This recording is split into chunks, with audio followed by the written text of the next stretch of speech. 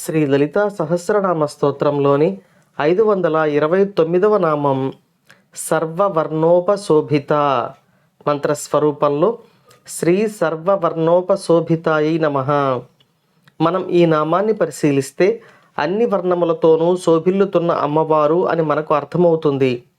మనం ఇంతకుముందు తెలుపుకున్న శ్రీచక్ర దేవతలలో విశుద్ధి చక్రంలో కొలువై ఉండే తల్లి రక్తవర్ణంలో అంటే ఎరుపు రంగు వర్ణంలోను, అనాహతంలో కొలువై ఉండే తల్లి శ్యామల వర్ణంలోను, మణిపురంలో కొలువై ఉండే తల్లి ఎరుపు రంగు వర్ణంలోను, స్వాధిష్టానంలో కొలువై ఉండే తల్లి పీతవర్ణంలోను అంటే పసుపు రంగు బంగారు వన్నెతోనూ, మూలాధారంలో కొలువై ఉండే తల్లి ఎరుపు రంగుతోనూ, ఆజ్ఞాచక్రంలో కొలువై ఉండే తల్లి తెల్లని కాంతులతోనూ ప్రకాశిస్తుంది అని మనం తెలుసుకున్నాం.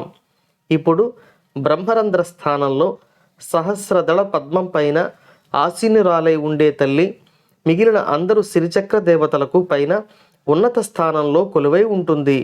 కాబట్టి ఈ అమ్మవారు అన్ని వర్ణములతోనూ శోభిల్లుతుంటారు అని మనం ఈ నామంలో తెలుసుకుంటున్నాం. మన యొక్క జీవశక్తి ఈ బ్రహ్మరంధ్ర స్థానం నుండే శరీరంలోని మిగతా అన్ని భాగములకు పైనుండి కిందకు ప్రసరిస్తూ ఉంటుంది. కానీ మనం అమ్మవారిని చేరుకోవడానికి మూలాధారం నుండి అంటే కింది నుండి పైకి పయనిస్తూ ఉంటాం.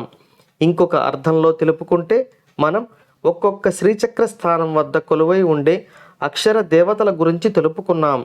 ఈ సహస్రారంలో కొలువై ఉండే అమ్మవారు అన్ని అక్షర దేవతల చేత అంటే 50 మంది అక్షర దేవతల చేత కీర్తింపబడే సేవింపబడే అమ్మవారు అని వసిన్యాది వాగ్దేవతలు మనకు తెలియచేస్తున్నారు.